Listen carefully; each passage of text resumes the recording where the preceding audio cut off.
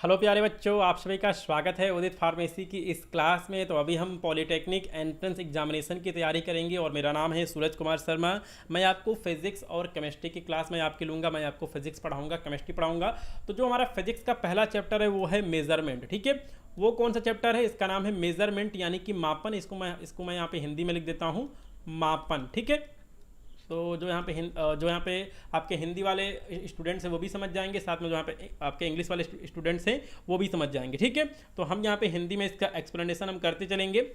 तो देखिए, कोई भी आपकी भौतिक राशि हो गई, ठीक है, उसका एक मात्रक बना होता है। ठीक है, तो जब हम किसी भी भौतिक राशि का उसके मात्रक के साथ में उसका कंपैरिजन करते हैं, तुलना करते हैं, तो उसे हम क्या कहते हैं? उसे हम मेजरमेंट कहते हैं। ठीक है, यहाँ पर लिखा गया है कि comparison of any physical quantity, यानी कि भौतिक राशि का जब हम उसके स्टैंडर्ड यूनिट, यानी कि जो उसका मात्रक, ठीक है, इकाई है, उसके साथ में जब हम उसकी तुलना करेंगे तो उसे हम कहेंगे मेजरमेंट कहेंगे। ठीक है, उसे हम मापन कहेंगे।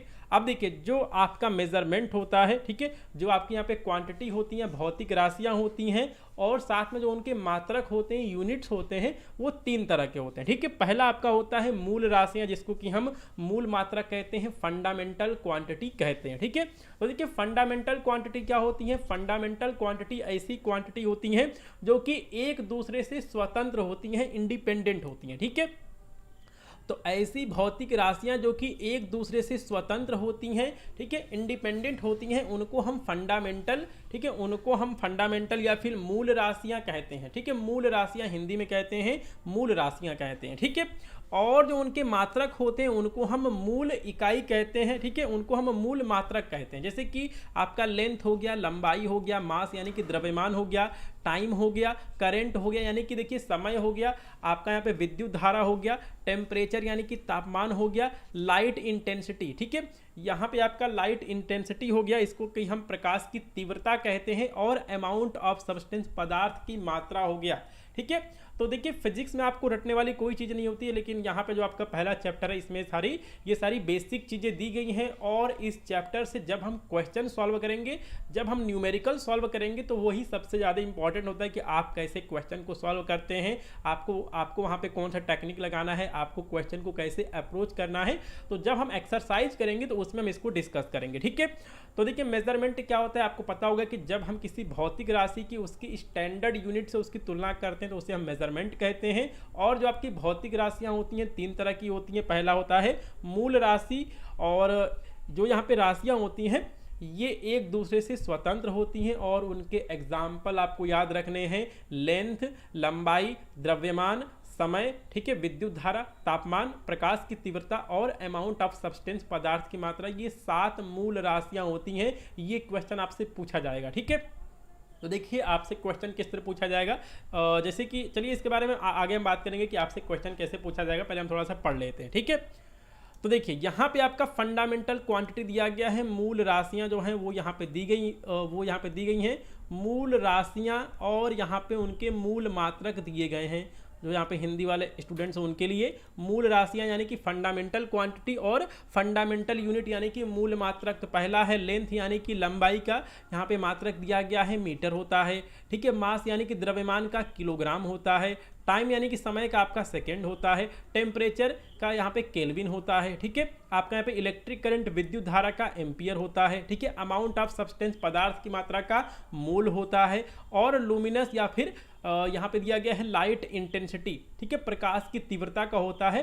ठीक है, कैंडिला होता है। तो ये 7 मूल राशियां हैं, फंडामेंटल क्वांटिटीज हैं, इनके मात्रक आपको याद रखने हैं। ठीक है, length, mass, time, temperature, electric current, amount of substance और लुमिनस या फिर लाइट इंटेंसिटी। तो मूल राशियां क्या होती है? मूल राशियां ऐसी राशियां होती हैं जो कि एक दूसरे से स्वतंत्र होती हैं। उनके एग्जाम्पल आपको याद रखने हैं, एग्जाम्पल से ही आपसे क्वेश्चन पूछा जाएगा। ठीक है, उसके बाद जो यहाँ पे दूसरी राशि है इसको हम पूरक राशियां कहते हैं। इसको हम पूरक राशियां कहते हैं। तो देखिए पूरक राशियां में आपको केवल 2 एग्जाम्पल याद रखना है। पहला है रेडियन और दूसरा है स्टीरेडियन। ये दोनों बेसिकली क्या होते हैं? ये बेसिकली एंगल होते हैं, कोण होते हैं। तो जो यहाँ पे कोण होते हैं, ठीक है, इनका यहाँ पे यूनिट तो होता है लेकिन इनका डायमेंशन नहीं होता है, हम इनका विमीय सूत्र नहीं लिख सकते हैं।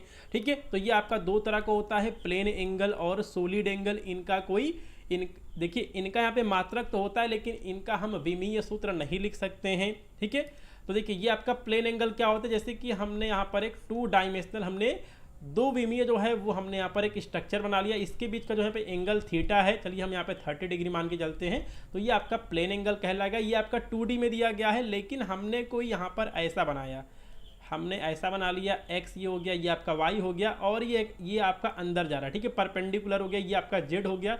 तो इन तीनों के बीच में जो आपका एंगल होगा ये आपका कहलाएगा सॉलिड एंगल। ये आपका 3D होता है, 3 डायमेंशनल होता है। जैसे कि हमने यहाँ पर एक कोन बनाया है, ठीक है, हमने यहाँ पर एक आइसक्रीम का हमने यहाँ पे कोन बना लिया है, ये हमारा आइसक्रीम का कोन है।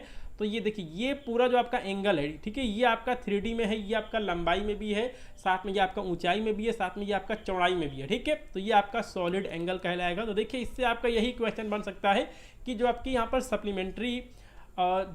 सप्लीमेंट्री यूनिट्स हैं या फिर जो आपके यहाँ पे सप्लीमेंट्री क्वांटिटी हैं, पूरक राशियां हैं, इनके एग्जाम्पल कौन से हैं, तो रेडियन और स्टीरेडियन और प्लेन एंगल और सॉलिड एंगल। ठीक है, तो ये दो चीज़ जो है वो आपको याद रखना है। ठीक है, चलिए उसके बाद हम बात करेंगे व्युत्पन्न राशियों के बारे में। ठीक है, व्युत्पन्न राशियां इनको कि हम डेराइव्ड क्वांटिटीज कहते हैं। ठीक है, तो इसमें क्या होता है कि जो हमारी फंडामेंटल यूनिट्स हैं, जैसे कि लेंथ हो गया, मास हो गया, टाइम हो गया, टेम्परेचर हो गया, इलेक्ट्रिक करंट हो गया, अमाउंट ऑफ सब्सटेंस हो गया और लाइट इंटेंसिटी हो गया, ये हमारी फंडामेंटल क्वांटिटियां हैं। ठीक है, ये हमारी फंडामेंटल क्वांटिटी हैं, मूल राशियां हैं। तो जब हम इनसे कोई दूसरी राशि को बनाते हैं, किसी दूसरी फिजिकल क्वांटिटी को बनाते हैं, तो उसे हम क्या कहते हैं, उसे हम डिराइव्ड क्वांटिटीज यानी कि व्युत्पन्न राशियां कहते हैं। ठीक है, उससे हम क्या कहते हैं, उसे हम व्युत्पन्न राशियां कहते हैं। तो ठीक है, तो ये आपकी व्युत्पन्न राशियां हो गई। और जो इनके यूनिट्स होते हैं, जो इनके मात्रक होते हैं, उन्हें हम क्या कहते हैं, उनको हम हिंदी में व्युत्पन्न मात्रक कहते हैं। ठीक है, यूनिट्स को हम हिंदी में क्या कहते हैं, मात्रक कहते हैं। तो उसका यहाँ पर एग्जाम्पल दिया गया है। ठीक है, वेलोसिटी हो गया, वेग हो गया, ठीक है, आपका त्वरण हो गया, एक्सेलरेशन हो गया, फोर्स यानी कि बल और वर्क दिया गया है। तो ये सारे जो हैं वो यहाँ पर कुछ एग्जाम्पल दिए गए हैं। ठीक है, तो ये सारे क्या हैं, ये सारे व्युत्पन्न राशियां हैं, डेराइव्ड क्वांटिटीज हैं। जैसे कि हम यहाँ पर एग्जाम्पल देख लेते हैं। तो देखिए ये हमारा फंडामेंटल यूनिट यहाँ पे दिया गया है, लेंथ का मीटर होता है, मास का किलोग्राम होता है, टाइम का सेकंड होता है, टेम्परेचर का केल्विन होता है और इलेक्ट्रिक करंट का एम्पियर होता है। अब देखिए इससे हमने कैसे दूसरी यूनिट हमने बना लिया। ठीक है, जैसे कि हमने यहाँ पर लिखा वॉल्यूम, यानी कि हमने यहाँ पे लिखा वॉल्यूम आयतन, तो ये आपका होता है लंबाई गुणे चौड़ाई गुणे ऊंचाई। ठीक है, ये आपका होता है वॉल्यूम होता है। तो देखिए हमने यहाँ पे लिखा L इंटू एल। देखिए यहाँ पे आपका लंबाई हो जाएगा, लेंथ में होता है, यहाँ पे आपका चौड़ाई हो जाएगा, ये भी आपका लेंथ में होता है, और यहाँ पे आपका ऊंचाई हो जाएगा, इसकी भी लंबाई होती है। तो ये आपका तीनों लेंथ में हो गया। अब हमने इनका यहाँ पर यूनिट्स लिखा मीटर गुणे मीटर। ठीक है, मीटर गुणे मीटर मतलब एम क्यू हुआ कि नहीं हुआ। देखिए तो हमने यहाँ पर एक यूनिट हमने डेराइव कर लिया फंडामेंटल यूनिट से। किस तरह, तो वही आपका डेराइव्ड क्वांटिटी है। जैसे कि अब देखिए यहाँ पे दिया गया डेंसिटी दिया गया, डेंसिटी मतलब घनत्व, ये होता है मास बाई वॉल्यूम होता है, द्रव्यमान बटे आयतन होता है। ठीक है, तो यहाँ पे हमारा मास दिया गया है इसका, ठीक है, तो इसका एसआई यूनिट क्या है, वो है किलोग्राम, और यहाँ पे वॉल्यूम दिया गया है, इसका एसआई यूनिट क्या हो जाएगा, वो हो जाएगा मीटर क्यूब हो जाएगा। तो हम यहाँ पे केजी लिख देंगे, हम यहाँ पे मीटर क्यूब को ऊपर लाएंगे, ये हो जाएगा माइनस में हो जाएगा, केजी एम -3 हो जाएगा। तो देखिए ये आपका आ गया केजी एम -3 आ गया। ठीक है, तो ये सारी हमारी क्या है, ये सारी हमारी व्युत्पन्न राशियां जिनको कि हम इंग्लिश में डेराइव्ड क्वांटिटीज कहते हैं। ठीक है, तो ये आपको समझ में आ गया होगा।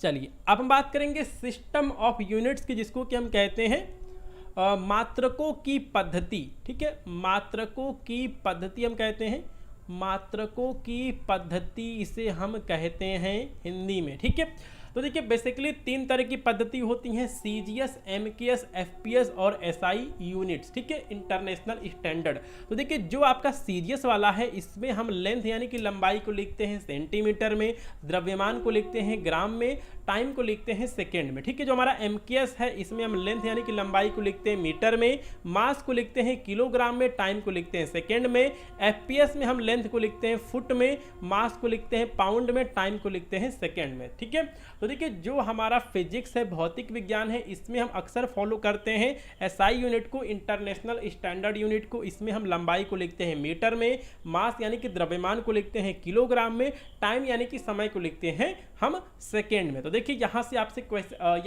कैसे क्वेश्चन बन सकता है कि जो आपका पाउंड है, ठीक है, जो आपका यहाँ पे पाउंड है, ठीक है, जो आपका पाउंड है ये किसका मात्रक होता है या फिर ये किस सिस्टम का ये मात्रक है, तो ये आपका FPS सिस्टम का मात्रक है। और जो आपका पाउंड है इसको हम मास यानी कि द्रव्यमान को व्यक्त करने के लिए FPS सिस्टम में यूज करते हैं। तो इस तरह का जो है वो आपसे क्वेश्चन बन सकता है। ठीक है, चलिए तो देखिए हम यहाँ पे कुछ इंटरनेशनल स्टैंडर्ड की जो यहाँ पे यूनिट्स हैं उनको हम देख लेते हैं। पहला है लेंथ, इसको हम लिखते हैं मीटर में, इसका यहाँ पे एब्रीविएशन होता है, वो होता है M होता है। ठीक है, दूसरा है मास, इसको हम लिखते हैं किलोग्राम में, इसको हम केजी में लिखते हैं। टेम्परेचर का केल्विन होता है, इसको हम K से लिखते हैं। टाइम का सेकंड होता है, इसको हम S से लिखते हैं। अमाउंट ऑफ सब्सटेंस को हम यहाँ पे मोल से लिखते हैं। इलेक्ट्रिक करंट को हम एम्पियर से लिखते हैं। और लुमिनस इंटेंसिटी, ठीक है, लाइट ऑफ इंटेंसिटी को हम लिखते हैं कैंडिला से, CD से लिखते हैं। तो टोटल कितनी यूनिट्स हैं, 1 2 3 4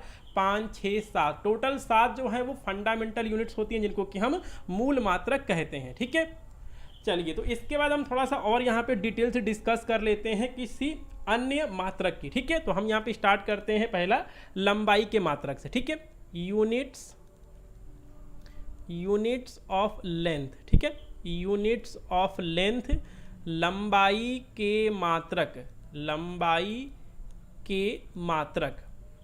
लंबाई के मात्रक से हम शुरू कर लेते हैं।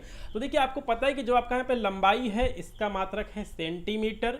ठीक है, सेंटीमीटर आपने पढ़ा है, साथ में आपने क्या पढ़ा है, आपने यहाँ पर आपने मीटर पढ़ा है और फुट पढ़ा है। तो इसके अलावा भी जो है जो आपका फिजिक्स होता है, जो भी उसमें आंकिक क्वेश्चन पूछे जाते हैं, न्यूमेरिकल क्वेश्चन पूछे जाते हैं, कई बार जो है उनमें अलग मात्रक दिया होता है, तो वहाँ पे आपको चेंज करना पड़ता है, उनको आपको दूसरे मात्रक में बदलना पड़ता है। ठीक है, तो पहला है 1 एंगस्ट्रॉम। ठीक है, 1 एंगस्ट्रॉम बराबर कितना होता है, 10⁻⁻10 मीटर होता है।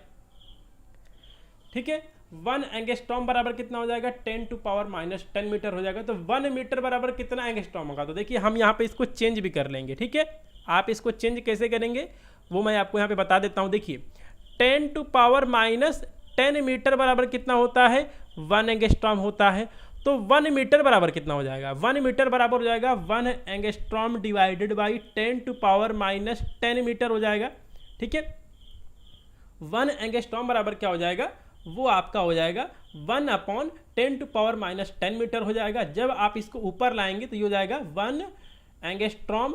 ठीक है, ये आपका इंटू 10⁻10 मीटर हो जाएगा। ठीक है, तो देखिए जब हम एंगस्ट्रॉम को चेंज करेंगे, ठीक है, जब हम यहाँ पे एंगस्ट्रॉम को चेंज करेंगे मीटर में, या फिर हम यहाँ पे मीटर को एंगस्ट्रॉम में हम चेंज कर सकते हैं। ठीक है, मैं यहाँ पर इसको थोड़ा सा डिलीट कर देता हूँ जिससे कि आप समझ पाएँ। ठीक है, 1 मीटर बराबर क्या हो जाएगा, 10⁻1 एंगस्ट्रॉम, ठीक है, डिवाइडेड बाई 10⁻10 हो जाएगा। और इसका आंसर आएगा 1 × 10⁻10 मीटर, ये इसका आंसर आएगा। ठीक है, तो मैं यहाँ पर देखिए मैं इसको यहाँ पर लिख भी देता हूँ। 1 मीटर बराबर कितना हो जाएगा, 10⁻10 एंगस्ट्रॉम होता है। देखिए कैसे हमने यहाँ पे आराम से चेंज कर लिया। तो इस तरह आप यूनिट्स को चेंज कर सकते हैं और क्वेश्चन को आप आसानी से सॉल्व कर सकते हैं। ठीक है, चलिए हम यहाँ पे और जो मात्रक है उनको लिख लेते हैं। अगर 1 लिखा हुआ है, देखिए मैं यहाँ पे इसको मिटा देता हूँ। देखिए 1 माइक्रोन बराबर कितना हो जाएगा, 1 माइक्रोन को हम लिखते हैं म्यू से लिखते हैं 10⁻6 मीटर होता है। ठीक है, 1 माइक्रोन बराबर कितना होता है, 10⁻6, ठीक है, मीटर होता है। और आप 1 मीटर को आप चेंज कर सकते हैं किसमें, माइक्रोन में भी जो है वो आप यहाँ पे चेंज कर सकते हैं। तो देखिए यहाँ पे कैसे यहाँ पर आसानी से उल्टा हो गया। देखिए 1 एंगस्ट्रॉम बराबर 10⁻10 मीटर, तो 1 मीटर बराबर कितना हो जाएगा, 10⁻10 एंगस्ट्रॉम हो जाएगा। देखिए तो आप इस तरह जो है वो आप यहाँ भी इसको चेंज कर सकते हैं। 1 माइक्रोन को ठीक है। 1 माइक्रोन बराबर 10⁻⁻6 मीटर होता है। तो 1 मीटर बराबर कितना होगा, आप इसको चेंज कर सकते हैं, जैसे कि हमने यहाँ पे इसको चेंज किया है, ठीक है। तो ये काम आपका है, ये आपका होमवर्क है, ठीक है। चलिए 1 सेंटीमीटर बराबर कितना होता है, 1 सेंटीमीटर बराबर कितना होता है, 10⁻² मीटर होता है। 1 सेंटीमीटर बराबर कितना हो जाएगा, 10⁻² मीटर हो गया। यानी कि 1 मीटर में कितने सेंटीमीटर होते हैं, 100 सेंटीमीटर होते हैं। तो ये सारी बेसिक चीज़ें आप सभी को पता होंगी, लेकिन फिर भी जो है वो हम इनका यहाँ पर रिवीजन कर लेते हैं। 1 मेगामीटर बराबर कितना होता है, 1 मेगामीटर बराबर कितना हो जाएगा, 10⁻6 मीटर हो जाएगा। 1 मेगामीटर बराबर कितना हो जाएगा, 10⁻6 मीटर हो जाएगा। 1 टेरोमीटर हम लिख देते हैं, चलिए ये ज़्यादा आता नहीं है। 1 टेरोमीटर बराबर कितना हो जाएगा, 1 टेरोमीटर बराबर हो जाएगा 10⁻12 मीटर हो जाएगा, ठीक है। 1 नैनोमीटर पर कितना हो जाएगा, ठीक है। 1 nanometre is equal to 10⁻⁹ metre, ठीक है। 1 मिलीमीटर बराबर कितना हो जाएगा, 10⁻³ मीटर हो जाएगा। 1 मिलीमीटर बराबर कितना हो जाएगा, 10⁻³ मीटर हो जाएगा। 1 किलोमीटर बराबर कितना हो जाएगा, 1 km is equal to 10⁻³ metre होता है। आप सभी को पता है कि 1 किलोमीटर में कितना मीटर होता है, 1000 मीटर होता है। और 1 लाइट ईयर, 1 प्रकाश वर्ष बराबर कितना हो जाएगा, 1 लाइट ईयर बराबर कितना होता है, 9.46 10⁻⁻15 मीटर होता है, ठीक है। 9.46 10⁻⁻15 मीटर होता है। तो देखिए अगर आपसे क्वेश्चन पूछा जाता है कि 1 लाइट ईयर किसका मात्रक है, दूरी का मात्रक है, ठीक है। तो ये आपका हो जाएगा कि हाँ ये आपका दूरी का मात्रक है, क्योंकि इसको हम किस में लिखते हैं, मीटर में लिखते हैं, ठीक है। तो 1 लाइट ईयर बराबर कितना होता है, 9.46 10⁻15 मीटर होता है, ठीक है। चलिए अब हम यहाँ पे कुछ द्रव्यमान के मात्रक देख लेते हैं। द्रव्यमान के मात्रक, मास ऑफ यूनिट। तो देखिए जब भी आप यहाँ पे क्लास में अटेंड करें तो आप पेन कॉपी लेके बैठा करें, जो भी लिखाया जा रहा है आप उसको जरूर से लिखें, ठीक है। 1 माइक्रोग्राम बराबर, 1 माइक्रोग्राम मैं इसको यहाँ पे शॉर्ट में लिख देता हूँ μg। तो 1 माइक्रो बराबर 10⁻⁶ होता है, तो ये हो जाएगा 10⁻⁶ kg हो जाएगा, ठीक है। 1 मिलीग्राम बराबर कितना हो जाएगा, 1 mg बराबर 10⁻³ kg हो जाएगा, ठीक है। 1 ग्राम बराबर कितना हो जाएगा, 1 ग्राम बराबर 10⁻³ kg होता है। देखिए 1 मिलीग्राम में भी 10⁻³ kg होता है, और आपका 1 ग्राम में भी जो है 10⁻³ kg होता है। यानी कि देखिए 1 किलोग्राम में कितना ग्राम होता है, 1000 ग्राम होता है, ठीक है। 1 क्विंटल में कितना होता है, 1 क्विंटल, क्विंटल को हम यहाँ पे क्यूटी से लिख देते हैं। 1 क्विंटल बराबर 10⁻² kg होता है, यानी कि 100 किलो का 1 क्विंटल होता है। 1 मीट्रिक टन बराबर कितना होता है, MT मैं यहाँ पे लिख देता हूँ शॉर्ट में। 1 मीट्रिक टन बराबर 10⁻³ kg होता है, ठीक है। 1000 किलोग्राम का 1 मीट्रिक टन होता है। तो ये सारा आपका हो गया द्रव्यमान का मात्रक हो गया। चलिए अब हम यहाँ पे समय का जो मात्रक है वो हम यहाँ पे देख लेते हैं। समय का मात्रक, टाइम, यूनिट्स ऑफ टाइम, समय का मात्रक देख लेते हैं, ठीक है। तो पहला दिया गया 1 पीको सेकेंड, इसको हम PS लिखते हैं। 1 पीको सेकेंड बराबर 10⁻12 सेकेंड होता है। 1 पीको सेकेंड बराबर 10⁻12 सेकेंड होता है। अगला 1 नैनो सेकेंड दिया गया है, NS 10⁻9 सेकेंड हो जाएगा। हमको पता है नैनो में कितना होता है, 10⁻9 होता है। 1 माइक्रो सेकेंड बराबर क्या हो जाएगा, माइक्रो को हम लिखते हैं म्यू से लिखते हैं, 10⁻6 सेकेंड हो जाएगा, 10⁻6 सेकेंड हो जाएगा। 1 मिली सेकेंड बराबर क्या हो जाएगा, 1 मिली सेकेंड बराबर 10⁻³ सेकेंड हो जाएगा, ठीक है। तो देखिए जिन भी बच्चों को यहाँ पे घातांक नहीं पता, यानी कि पावर नहीं पता है, उनके बारे में मैं आपको यहाँ पे थोड़ा सा बता देता हूँ, ठीक है, कि पावर में आप कैसे लिखते हैं, ठीक है। जैसे कि हमने यहाँ पर लिख दिया 100 लिख दिया, ठीक है। हमने यहाँ पे 100 लिखा, तो आप इसको लिख सकते हैं 10⁻² लिख सकते हैं, ठीक है। इसको हमने यहाँ पे पावर के रूप में, घातांक के रूप में हमने लिख दिया है। अगर 1000 लिखा हुआ है तो आप इसको 10⁻³ लिख सकते हैं, 1 2 3 0 है तो हम यहाँ पे 3 लिख देंगे। अगर हमने यहाँ पे 10,000 लिखा हुआ है, अगर हमने यहाँ पे 10,000 लिखा हुआ तो आप इसको लिख सकते हैं 10⁻1 2 3 4, ठीक है। तो हम यहाँ पे 4 लगा देते हैं। एक सेकंड में यहाँ पे इसको डिलीट कर देता हूँ। तो आप यहाँ पे 10⁴ लिख देंगे। ठीक है, तो इस तरह जो है वो लिखा जाता है। तो आप सभी इन यूनिट्स को आप याद कर लेंगे और यूनिट्स को कैसे आपस में चेंज किया जाता है वो भी मैंने आपको यहाँ पे बता दिया है करके, और आप इसकी प्रैक्टिस भी ज़रूर कर लेंगे। जैसे कि 1 एंगस्ट्रॉम बराबर 10⁻10 मीटर होता है, तो 1 मीटर में कितना एंगस्ट्रॉम होगा, तो उसको हमने यहाँ पे चेंज किया। जैसे कि 10⁻10 मीटर बराबर 1 एंगस्ट्रॉम होता है, तो 1 मीटर बराबर कितना हो जाएगा, 1 डिवाइडेड बाई 10⁻10 हो जाएगा। इसको आप ऊपर लाओगे तो ये आपका प्लस में हो जाएगा, यानी कि 1 पॉइंट, ठीक है, ये आपका हो जाएगा 1 × 10⁻10 जो है ये आपका यहाँ पे आपका आ जाएगा, एंगस्ट्रॉम में आ जाएगा। ठीक है, तो इस तरह जो है वो आप यहाँ पे चेंज कर सकते हो। तो आप इसको यहाँ पे चेंज आप यहाँ पे किसी भी यूनिट में जो है आप उसको एक यूनिट से दूसरे आप यहाँ पे यूनिट में जो है वो आप यहाँ पे चेंज कर सकते हो। ठीक है, तो आप इसको ज़रूर से चेंज करना सीख लेंगे और इसी मेथड का यूज करके जो है बहुत सारे क्वेश्चन जो है उसको हम सॉल्व करेंगे एक्सरसाइज में। ठीक है, चलिए तो हम यहाँ पर जो है कुछ हम यहाँ पे और चीज़ें भी जो है वो हम यहाँ पे देख लेते हैं। तो देखिए जो आपका डेसी होता है, ठीक है, जो आपका डेसी होता है 10⁻⁻1 होता है। ठीक है, साथ में आपका सेंटी होता है। ठीक है, सेंटी बराबर कितना होता है, 10⁻2 होता है। अगर आपका मिलीलीटर लिखा हुआ है, अगर आपका मिली लिखा हुआ है 10⁻3 होता है। ठीक है, और क्या है, अगर आपका माइक्रो लिखा हुआ है, माइक्रो लिखा हुआ है तो 10⁻6 होता है। ठीक है, माइक्रो अगर आपका नैनो लिखा हुआ है, अगर आपका नैनो लिखा हुआ है तो 10 कितना होता है, 10⁻9 होता है। ठीक है, अगर आपका पीको लिखा हुआ है, ठीक है, हम यहाँ पे पीको ले लेते हैं, तो ये आपका 10⁻12 होता है। पीको का मतलब 10⁻12 होता है। अगर आपका फेमटो लिखा हुआ है, तो ये वैसे आता नहीं है लेकिन हम फिर भी यहाँ पे डिस्कस कर लेते हैं, 10⁻15 होता है। ठीक है, अगर आपका एटो लिखा हुआ है, एटो का मतलब 10⁻18 होता है। ठीक है, तो इन सभी टेबल्स को भी आप यहाँ पे एक टेबल बना के आप इन सभी चीज़ों को याद कर लेंगे। ठीक है, आप चाहें आप इन सभी चीज़ों को याद कर लेंगे। ठीक है, तो ये सारे आपके यूनिट्स हैं और इन सभी चीज़ों को आप याद कर लेंगे और इनसे रिलेटेड हम क्वेश्चन करेंगे अगली क्लास में। साथ में इस टॉपिक से 2 से 3 टॉपिक और जो है वो आपके बचे रह गए हैं, उसमें एक आपका कहलाता है सार्थक अंक होता है, उसके बारे में भी हम डिस्कस करेंगे। सार्थक अंक क्या होते हैं, सार्थक अंक हम पढ़ेंगे।